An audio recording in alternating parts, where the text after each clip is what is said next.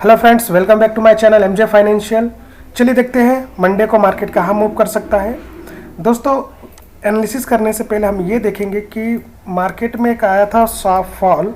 तो sharp fall आने के कारण क्या सिनेरियो बन सकता है। अगर आप यहाँ पे डेली टाइम फ्रेम पे देखेंगे तो मार्केट में नो डाउट ये जो शार्प फॉल आया है, यहाँ पे काफ़ी लोग स्टिल जो अपनी शॉर्ट पोजिशन है उसको कैरी करके ले गए होंगे।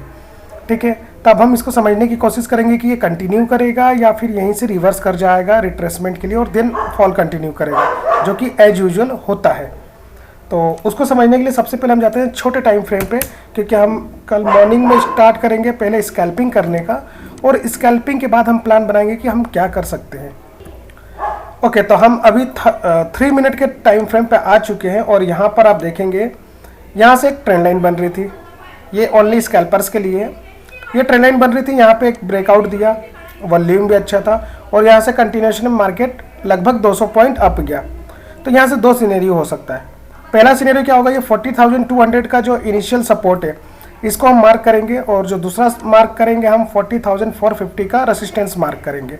ठीक है, अब मार्केट मान लीजिए इसी रेंज में कहीं ओपन होकर अगर अपसाइड की तरफ निकलता है मॉर्निंग में ही, तो हम यहाँ पे बाय प्लान कर सकते हैं, जो कि हमारा 40,550 तक, एंड देन हम जो इसको ट्रायल करेंगे 40,700 तक।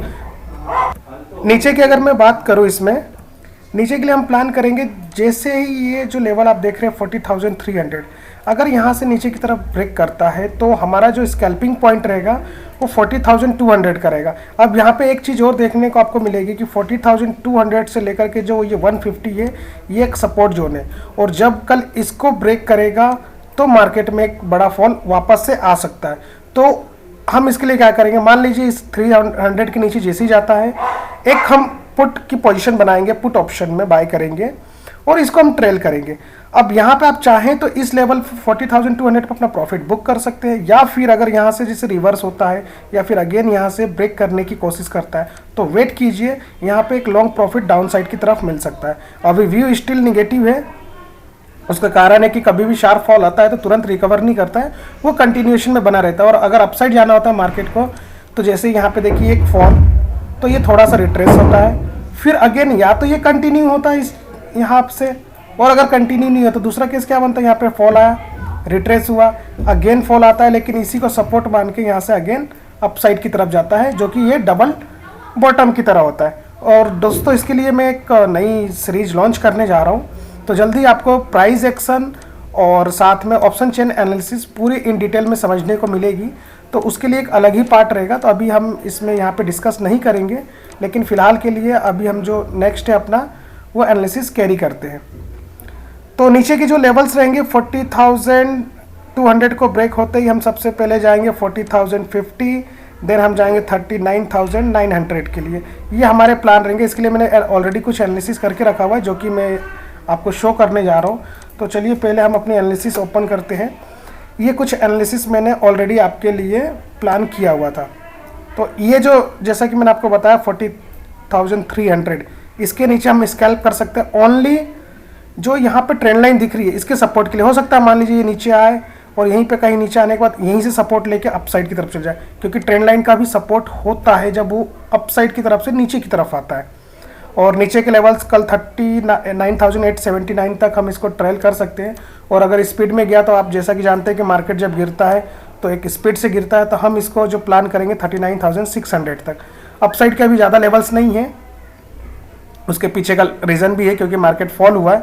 और अडानी का तो आपने न्यूज़ सुना होगा कि अडानी की न्यूज़ में काफ़ी ज़्यादा जो वहाँ पे फॉल आया है मार्केट में, तो उसकी वजह से ये सारा मार्केट गिर रहा है।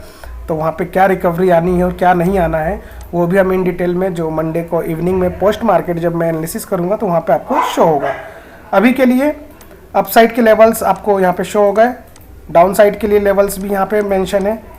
तो चलिए बैंक निफ्टी के एनालिसिस में इतना ही।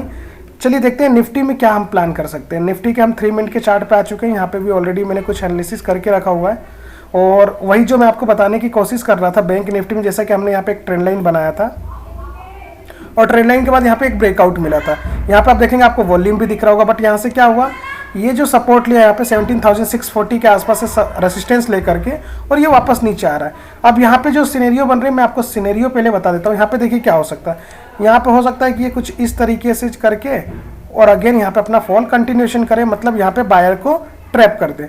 तो जब तक इस लेवल को ब्रेक नहीं करता अपसाइड की तरफ स्टार्टिंग में, तब तक हम इसमें कोई भी प्लान नहीं करेंगे बायर साइड के लिए। अगर डाउन आता है ये कंटिन्यूएशन में और किसी भी केस में 17,575 को ब्रेक करता है, तो हमारा इनिशियल जो स्कैल्पिंग टारगेट रहेगा 545, देन 495, और फिर ये कंटिन्यूएशन में हम नीचे के लिए ले सकते हैं। अपसाइड में हम तभी प्लान करेंगे जब इस लेवल को ब्रेक करेगा, और 635 को ब्रेक होते ही आप चाहें तो एक यहाँ पे एक छोटा सा रेसिस्टेंस है जो कि 670-60 के आसपास का है, तो आप यहाँ पे एक हाफ प्रॉफिट बुक कर सकते हैं। और फिर अगेन ये जो लेवल्स है अपसाइड के लिए तो ऑलरेडी मेंशन है, तो ज़्यादा मैं अपसाइड देख नहीं रहा हूँ, बट फिर भी लाइव मार्केट में कुछ भी हो सकता है।